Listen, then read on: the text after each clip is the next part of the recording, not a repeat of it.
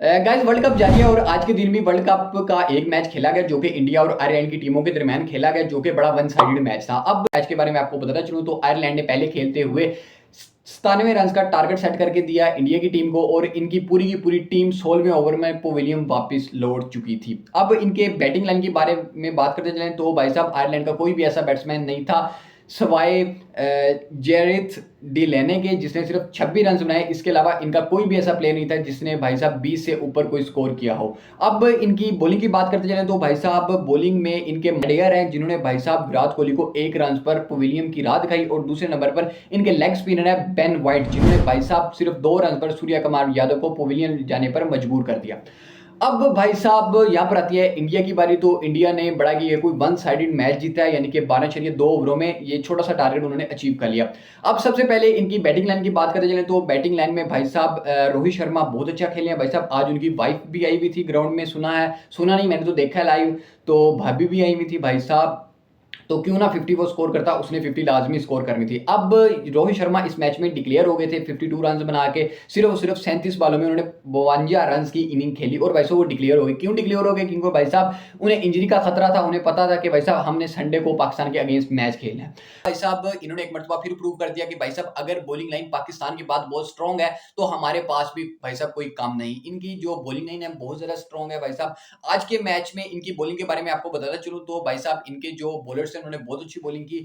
इनके एक बॉलर है अर्शदीप सिंह, उन्होंने भाई साहब 2 विकेटें ली। उसके बाद मोहम्मद सिराज उन्होंने 1 विकेट ली। उसके अलावा बुमराह है उन्होंने भाई साहब 2 विकेटें ली।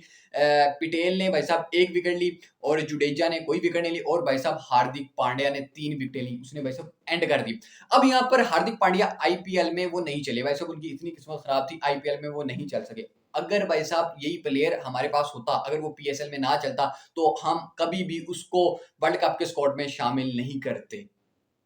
उस पर भाई साहब जवाल आ गया तो हमारी टीम ने भी उसको उठा के बाइक फेंक देना था। लेकिन इंडिया वालों ने ये बहुत अच्छा किया भाई साहब, आईपीएल में बुरी परफॉर्मेंस के बाद भी जो उनका भाई साहब हार्दिक पांड्या था उसको उन्होंने वर्ल्ड कप स्क्वाड में उन्होंने शामिल पहले ही कर लिया था।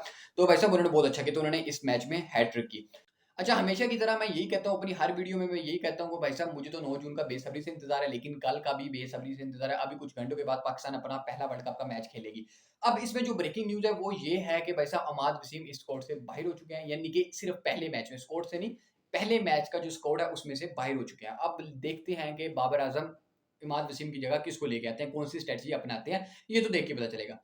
अब 9 जून का तो सभी को इंतजार है। अब 9 जून के मैच में जो होने जा रहा है भाई साहब, एक मरतबा मुझे तो ये लग रहा है कि भाई साहब कहीं ये जंग तो नहीं हो रही। जंग ऐसे कि भाई साहब ग्राउंड के चारों कोनों पे स्नाइपर्स बैठे होंगे, दूसरे नंबर पर जिस फोर्स के पास इंचार्ज है सिक्योरिटी का, वो फोर्स वही फोर्स है जो अफगानिस्तान जंग पे गई थी। पता नहीं अब मैच को इस लोगों ने क्या बना के रख दिया, लेकिन सुनने में ये भी है कि वैसे इनको थ्रेड्स वगैरह मिली हैं। तो ये बात कोई इतनी सच्ची नहीं है, इस पर कान ना धरें, तो इस पर ज्यादा तवज्जो ना दें तो अच्छा ही होगा। तो अब 9 जून का हमको बेसब्री से इंतजार है, सभी को बेसब्री से इंतजार है भाई साहब। न्यूयॉर्क वाले एक मरतबा सर पकड़ के बैठ जाएंगे, माथा अपना दीवार में मार देंगे भाई साहब, हमारे मुल्क में ये क्या हो रहा है, हमारे एरिया में क्या हो रहा है। जो वहाँ के रेजिडेंट्स हैं वो तो परेशान हो जाएंगे, सर पकड़ के बैठ जाएंगे कि 9 जून को आखिर हमारे मुल्क में क्या हो रहा है कि भाई साहब इतना हल्ला गुल्ला। तो वो भी मेरे ख्याल से गूगल करने पर मजबूर हो जाएंगे, जो क्रिकेट के फैंस नहीं है। जो क्रिकेट के फैंस उन्हें तो पता है भाई साहब आज तक बहुत बड़ी टीम्स, बहुत बड़ी हरीफ टीमों का मैच है, पाकिस्तान और इंडिया का मैच है। तो लेट्स सी, देखते हैं, मुझे तो बेसब्री से इंतजार है। तो मैं तो ये दुआ करूंगा कि भाई साहब बारिश ना हो, बारिश आके कहीं हमारा मजा किरकिरा ना कर दे। तो गाइज यहाँ मैं वीडियो को एंड कर रहा हूँ। अगर आपको मेरी वीडियो अच्छी लगी है तो लाइक कीजिएगा और चैनल को सब्सक्राइब कीजिएगा, मुझे दीजिएगा ज्यादा। तब तक के लिए अपना और अपने घर वालों का बहुत सा ख्याल रखिएगा। मुलाकात होगी नेक्स्ट लाइव स्ट्रीम में। अभी कुछ घंटों के बाद पाकिस्तान और यूएसए का मैच है, इसको भी हल्का नहीं लेना चाहिए, यूएसए ने भी एक मैच जीत लिया। तो मुलाकात होगी नेक्स्ट लाइव स्ट्रीम में, तब तक के लिए अल्लाह हाफिज।